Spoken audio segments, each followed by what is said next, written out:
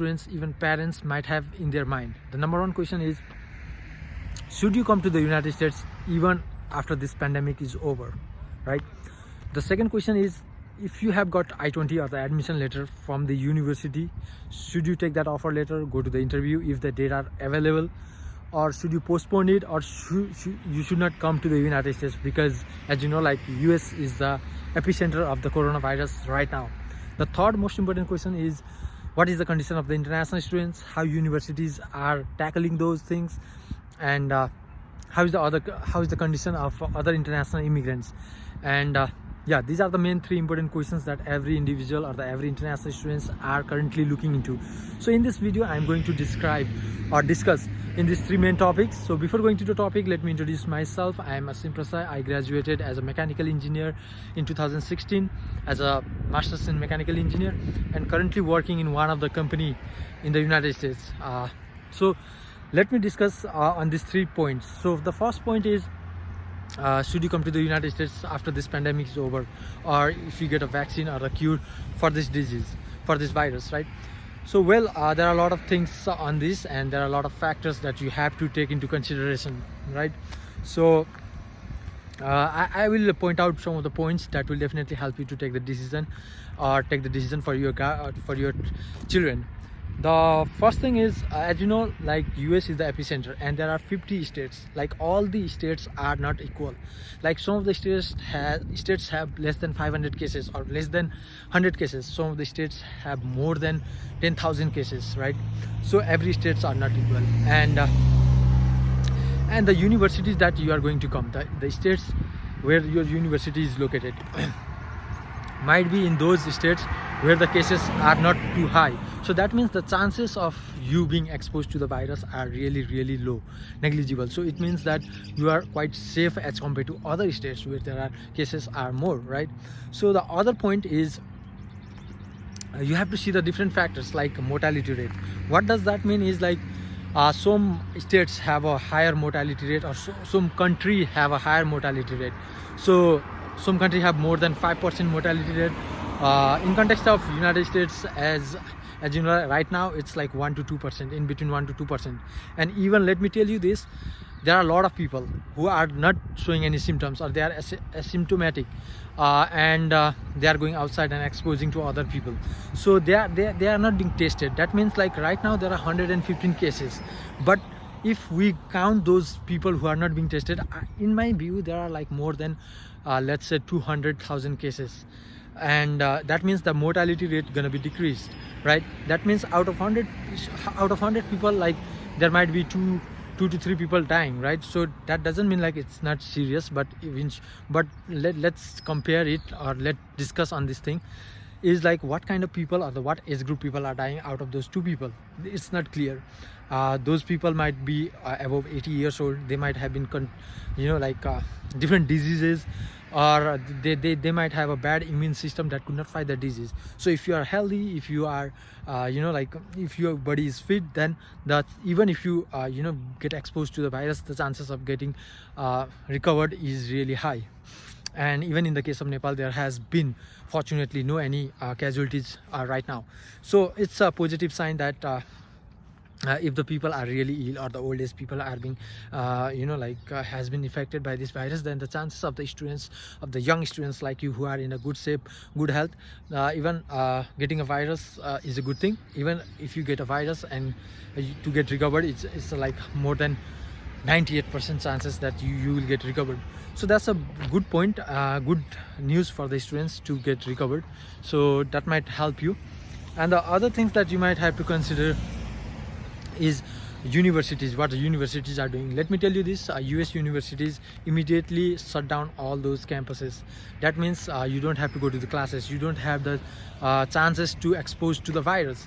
So that means that you will stay at home, you will study online, or the virtual classes, you take exams over there, and all those things will be conducted virtually. So that means going to the outside and exposing to the virus is really low. So that's the other good thing for the students who wants to come here and take the career to the other level. So that's the other thing. So before taking the decision, take consideration into these things. And also there are other alternatives like going to the Canada or Australia or other country. So what are the benefits that you get even after taking these risks, right? So as you know, like there are millions of people who are still staying here. I am outside right now, but the thing that you have to maintain is you have to wear gloves, or you don't have to touch anywhere. You don't have to go to the people near them, right? Even I can have a virus and I'm not showing any symptoms, right? So if you go outside, even outside, if you maintain a distance, if you don't touch anything, if you don't go near to any people, even if you touch something, wear gloves or something like that, wear masks or something like that, you will definitely don't get a virus. So that's the other important thing that you have to consider on, you know, while going outside or something like that. So it's a really it's really good thing that in the United States, like people are maintaining social distancing right now, and there are the cases has been decreasing day by day. So that's a really good news for all the people and the students, especially like you who wants to come to the United States, right? Now let's move to the other point, that is if you have a I-20, what to do. Because as you know, like US Embassy, most of the countries US Embassy has postponed their interview appointment for the further notice. That means there is no any interview date, and now you have got your I-20, and that I-20, what you can do is you can postpone that I-20 or defer that I-20, speaking to your university admission or the professor. If you have any stipend, if you have any RATA kind of benefits, then definitely talk to the admission officer or the professor and transfer those I-20. And let me tell you, US Embassy in context of Nepal has allowed the service number will be activated for 1 year. That means even if you have booked or even if you have paid service fees, MRV fees, then definitely you don't have to pay double, or there is no any penalty, or you don't have to pay more than once. So that means for 1 year that is valid. So you can take you can defer your application to the next semester and ask for all the benefits to your professor, admission officer for the next semester, and go for interview for the next semester. And I hope till the next semester there will be a vaccine that will definitely cure this virus, and this coronavirus pandemic will be over from this country. So that's the second point. Now the third point is, what is the condition of the what is the condition of the international students in the United States and all other immigrants, right? So basically, that I already said, most states are under like lockdown, like not complete lockdown, but there are some restrictions, like essential businesses like manufacturing company, medical manufacturing companies, and different grocery stores, and essential gas stations, and all those things are open, but all other businesses are closed, and all the people are told to be stay at home. So that means most of the people are if they don't go outside and don't get exposed in a group or the masses, then they will be safe and they won't contract the virus. And if there are a lot of people who are irresponsible and they go out in the masses, go here and there, and then get infected, then yeah, that's a problem. But all the international students out here are you know, like most of the universities has been postponed their classes. That means they are staying at home, and there are really low chances if you stay at home, or even in your community you don't go outside or don't engage in in a group or something like that, the chances of getting virus is really low.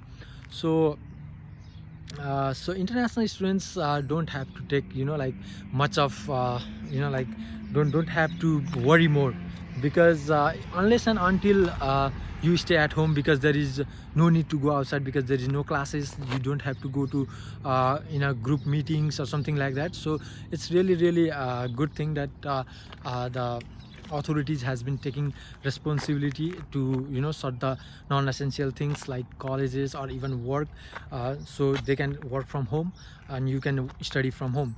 So this kind of thing that will definitely help the international students to not get contracted by the virus. So like this is all that I want to say. And if you have any questions, comment or concerns, just drop on the comment section. Don't forget to subscribe to my channel and go to my Facebook page and like it, share it, and I will see you in the next video with all other informations regarding United States and how things are going on here. So I will see you in the next video. Till then, take care and bye bye.